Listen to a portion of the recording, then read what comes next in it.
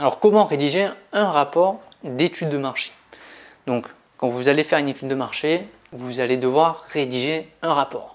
Donc pour votre responsable et en tout cas un rapport que vous pourrez mettre en annexe justement pour passer vos épreuves, votre examen en BTS sur cette épreuve-là, donc sur votre dossier professionnel, donc sur la partie vente conseil et développement de la relation client.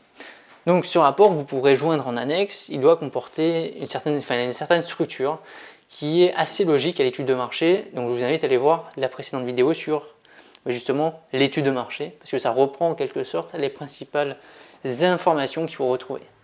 Donc la première chose à faire, bien sûr, c'est de faire une page de garde avec justement l'enseigne en quelque sorte, votre nom, votre prénom, la localisation du magasin et la date du rapport.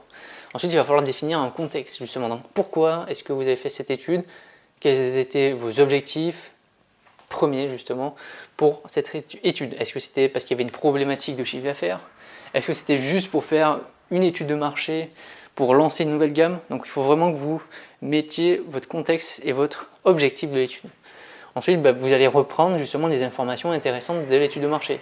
C'est-à-dire, vous allez commencer par la base, c'est-à-dire quelle est la taille de ce marché, est-ce qu'il est grand, est-ce qu'il est petit, quels sont les chiffres, quelles sont les évolutions de marché. Ensuite, on va d'abord, vous pouvez inverser, hein. D'abord, vous faites par exemple l'offre, donc les différents concurrents, les canaux de distribution. Ensuite, vous faites la demande, donc les types de clients, leurs habitudes de consommation. Après, vous évaluez le contexte environnemental de votre marché. Donc là, vous allez sur la partie macroéconomique, donc vous pouvez mettre une analyse Pestel. Et ensuite, vous faites un contexte microéconomique, donc là, les 5 forces concurrentielles de Michael Porter. Et à la fin, vous faites bien sûr un SWOT. Donc en quelque sorte, une étude de marché déjà, c'est un gros diagnostic de l'unité commerciale. Un diagnostic interne et externe. Mais principalement, l'étude de marché, c'est externe, hein. Donc vous faites un SWOT justement pour synthétiser toutes les informations que vous avez eues sur votre marché, que ce soit sur la partie microéconomique ou macroéconomique.